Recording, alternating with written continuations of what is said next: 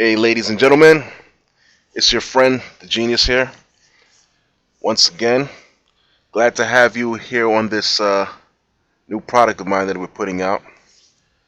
Call it Never Take No for an Answer Ever Again. What we're going to be going through in this course is pretty much uh, techniques, strategies that you can employ to go out there and perform at the highest level of face-to-face marketing. Um, A lot of people don't understand that face-to-face marketing is one of the most effective ways for you to go out there and market a product or service, as you're going direct to the customer and you're able to use live emotions and personalities in order to get that customer on your side and to see the value in what it is that you have to offer them. So we're going to be giving you tools in this course that's going to allow you to go out there and be one of the best face-to-face marketers out there, and you'll be able to utilize these strategies to the fullest. I mean, these strategies, I've been using them myself in my own career, face-to-face marketing. I've been able to get well over 3,000 customers in a 2-year span. So if you use pretty much everything that I'm going to be going over in this course and you maximize and use it to the fullest, you should be able to get customers every single day without fail and no stress whatsoever. So I'm not going to take too much more time. I'm just going to pretty much just get right into it. What I suggest is you definitely take notes and get ready for some education. All right. So what we're going to do now, we're going to get into pretty much the backbone, the fundamentals, if you will, of face-to-face marketing. And we're going to go over a system that you will employ that would allow you to have the most success that you can possibly have. This system is regarded as pretty much the Bible, and it's called the 4, 5s, and 8s. What it is a system of 17 steps that if you use it to perfection, it is pretty much impossible for you to fail. Okay? I can pretty much tell you that with confidence because I've been using these 4, 5s, and 8s steps to perfection every time that I've gone out there to get customers, and I've always made sure I've gotten at least 1, 2, maybe 3 customers in a day. It's not really hard to do once you employ everything that I'm about to go over with you right now. So what it is broken down into 3 parts. The 17 steps are broken down into 3 parts. The first part is 4 steps. The second part is 5 steps. And the last part is 8 steps. You use all 3 parts together in order for you to get the full pie. If you leave out any one of these steps when you're out there working, more than likely, you're going to have a pretty bad day out there when you're trying to get customers. So it's in your best interest to make sure that you're using each and every single one of these steps to its fullest in order for you to get the maximum potential out of it. So let's get right into it. We're going to dig in right now into the first part of the 4, 5s, and 8s, and which is the four steps. 4 steps is what we call system for effective negotiations. Using these 4 steps or 4 factors, you can pretty much almost guarantee to come out on top each and every single time if you're going against you're going in a negotiation against somebody that is not well versed in these 4 steps. If you use these 4 steps to perfection, you will be the winner pretty much each and every single time. So let's get right into it and how these 4 steps break down. We use a simple acronym to keep it easy to remember, The acronym is FIGS, or FIGS. How it breaks down is like this. The first letter, F, stands for fear of loss.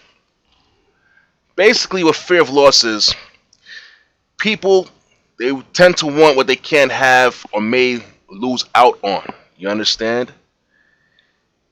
When people know that the opportunity is time sensitive, and if they don't act on it right now, they're likely going to lose out on a great deal. This is going to be a driver for them to take action and do what it is that you need for them to do in order for you to get that sale, if you will. You understand? I mean, a couple quick examples of how you could utilize fear of loss. You could say something like to the effect of, look, the price of this product is $3.99, but if you act now today and today only, you'll be able to get it at this special one-time low price of $1.99. After today, though, it goes back to the regular price. You understand? That's pretty much fear of loss right there. Another example you could say is, look, this is a great product, and I really think it would work wonders for you, but to be honest, I really and truly don't even know if you qualify. You see? I have to make sure that you qualify for it first before I can even give it to you. Those are a couple examples of how you can use fear of loss in a real world situation. The second step, which is the I in FIGS, is known as indifference. Basically, how indifference works out is everybody wants a great deal, but nobody ever wants to be sold. I mean, let me give you a quick example. Let's say when you go inside the retail store, the clothing store, and you want to go buy some clothes. Okay? Let's say now you step into the store, and the minute you step through those doors, you have a sales associate come up to you, and they ask you, "Excuse me, sir, do you need any help?" And you say, "No, I'm good, thank you." And then you take two more steps, another one comes out the blue, and says, "Excuse me, sir, can I help you? Let me show you some new, great new specials we have." You say, "No, I'm thank you, let me just look around." Then take two more steps, another sales associate comes out, and they say, "Yes, so let me just show you what we have today." After a while, you're going to feel like these guys are being very pushy. They're not respecting your ability for you to make your own decisions on what it is that you like. Okay? And you're going to become annoyed, and you're going to pretty much say, "You know what, I don't really want to deal with these guys anymore. Let me go to another store." Now, let's say that opposed to now another example of how indifference would work is, say, on the flip side, you go into a department store and you go right in through those doors, and you have somebody on the side and say, "Hey, if you need anything, just let me know. I'm right over here. Just give me a holler anytime." You say, "All right, cool."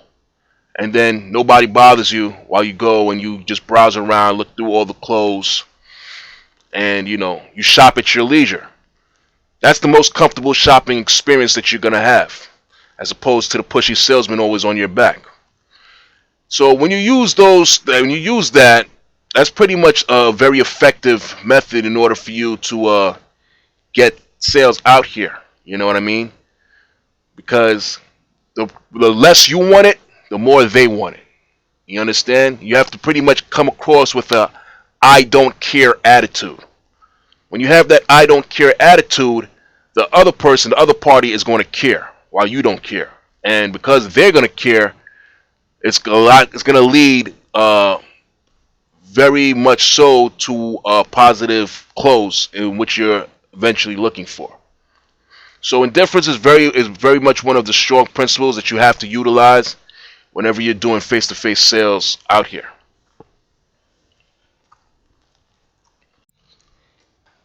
Now, what we're going to do is we're going to focus on the G in FIGS, and that's going to stand for greed factor. Basically, with greed factor, how that breaks down is everybody wants what everybody else has. You understand?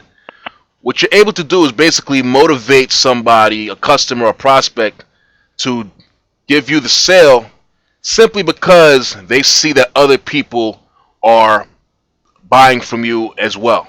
You understand? A way to illustrate this point would be like, let's say, okay, you see a guy with some shoes, some nice shoes. You'd ask him, "Wow, where'd you get those nice shoes at, my friend? I like those." And then he tells you the store. And you say, "You know what? I'm gonna go there tomorrow, try to see if I can get those shoes too." You know, that's greed factor.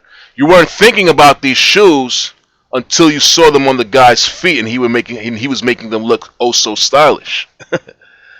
Now, a way that you can probably use this technique when you're selling would be like an example would be something to the effect of, listen, I understand that you're saying that you're probably not interested in this right now, but the thing is, Miss Jones, Mr. Williams, Mr. Smith, and Miss West, they all did it as well. Now the whole thing is, you're the only one that didn't do it. Then their reply is probably going to be like, "Oh wow, they all did it too? Okay, you know what? Let me give it a shot, because if that much people did it, and I know all of them, I trust them, can't be wrong. I'll give it a shot." See, that's basically how greed factor would work in a real world scenario whenever you're trying to make a sale. It's always good to use it. It'll work more in your favor than it won't work in your favor. The last step, the S in the figs, is what we call sense of urgency. Okay? Basically, you have to make people understand that you don't have time to waste. Not for you, and definitely not for them. Time is very precious. Time is money, and money is time. Okay? Basically, what you do is you build excitement about what it is that you're selling, and you want to motivate that prospect to act right then, right now, right on the spot. You understand? For every time that if you make the sale go slow and you take too long, after a while, impulse is lost, and you know what? The sale is lost as well, and you're not going to get paid for it. And that's something that you definitely do not want to do.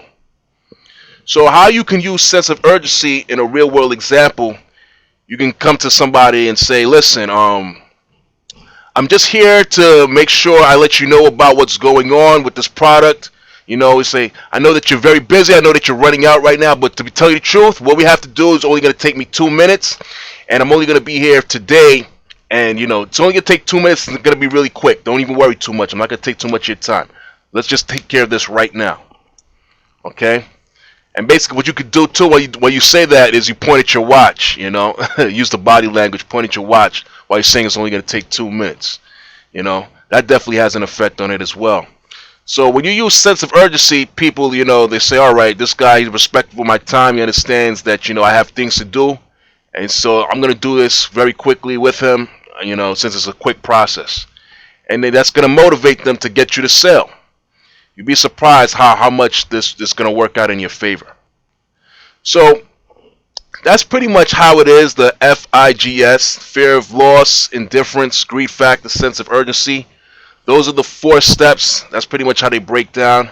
You make sure you utilize these 4 steps each and every single time you go out there to try to make a sale. And you're going to find yourself having a lot more success than you're going to have failure. I pretty much guarantee it.